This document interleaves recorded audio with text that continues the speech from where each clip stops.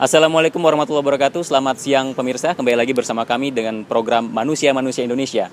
Dan seperti yang disaksikan saat ini, di sebelah saya saat ini ada Ulil Absar Abdallah yang kita kenal sebagai penggerak komunikasi antar keyakinan dan antar agama di Indonesia khususnya, dan dalam berbagai pemikiran pada umumnya. Tapi secara khusus memang kita akan lebih ke relasi antar agama dan keyakinan di Indonesia. Selamat siang Gus Ulil. Siang. Ya. Gus, ini mungkin kita langsung aja ke Gus Ulil. Dikenal di kalangan masyarakat Indonesia sebagai tokoh yang sejak awal memulai wacana baru dalam dialog keagamaan dan antar keyakinan.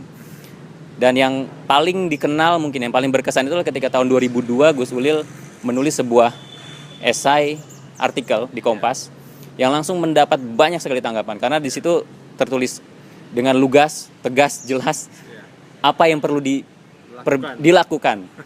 Tapi sayangnya tanggapannya memang saya nggak tahu apakah waktu itu sesuai dengan bayangan Gus Ulil saat itu atau bahkan di luar bayangan. Saya tidak pernah membayangkan bahwa artikel di Kompas itu mendapatkan reaksi yang sekeras itu ya, seluas itu, dan sampai sekarang pun masih menjadi bahan pembicaraan di sebagian kalangan.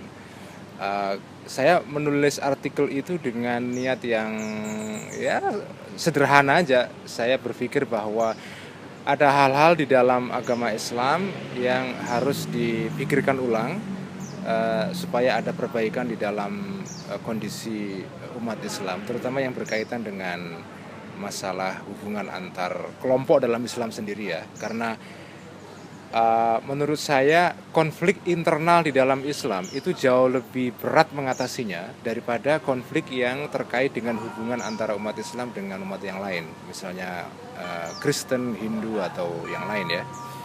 Karena biasanya konflik dalam rumah tangga itu jauh lebih berat mengatasinya. Karena itu saya mencoba untuk melakukan terobosan lah. Saya tidak mengira bahwa apa yang saya tulis itu kemudian reaksinya begitu keras. Saya juga kaget. Saya tidak pernah, ketika saya menulis artikel itu saya tidak punya pretensi atau niat apapun untuk menarik atau memicu sebuah kontroversi, enggak. Sama sekali enggak. Dan bagi saya itu artikel biasa saja, karena apa yang saya tulis itu sudah sering menjadi bahan diskusi kami di lingkungan teman-teman ya. Tidak ada yang spesial sebetulnya. Mungkin formula artikulasinya agak keras mungkin ya, agak keras.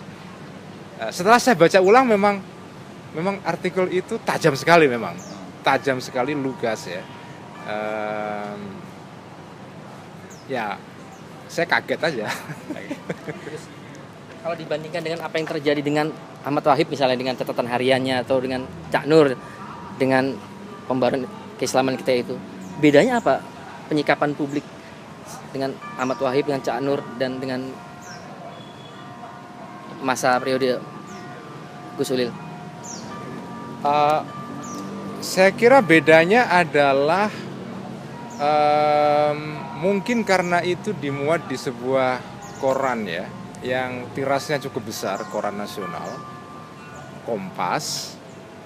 Dan Kompas seringkali dipersepsikan sebagai koran Katolik ya.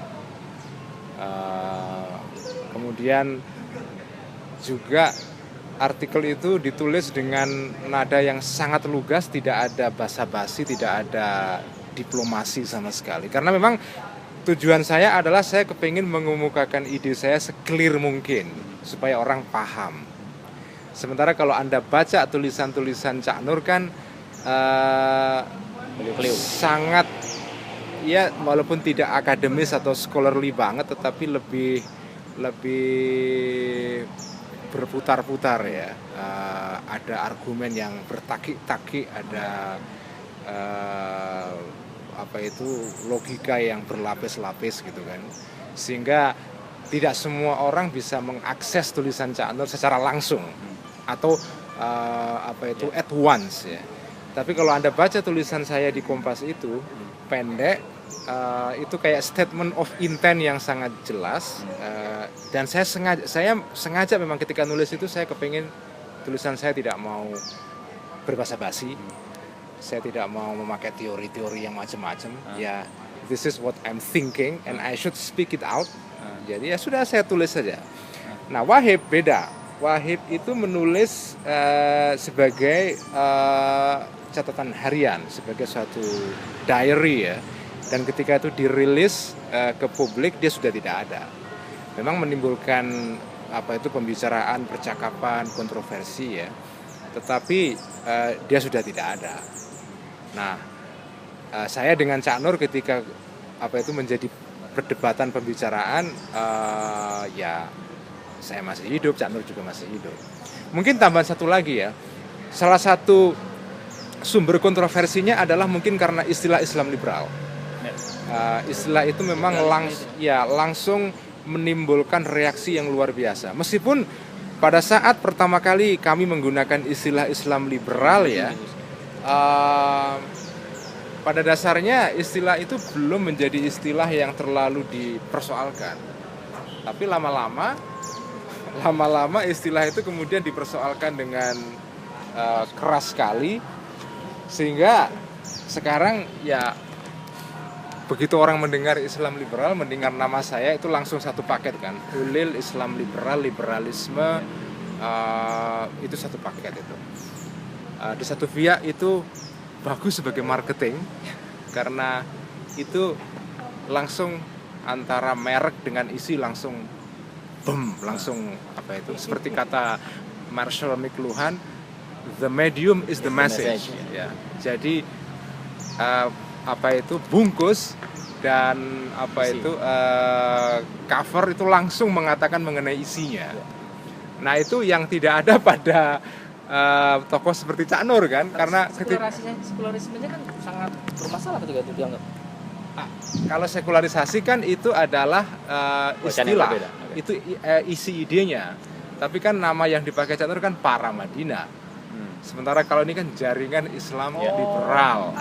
Jadi tagline-nya langsung mengatakan apa yang menjadi niat, isi dan gagasan. Oke.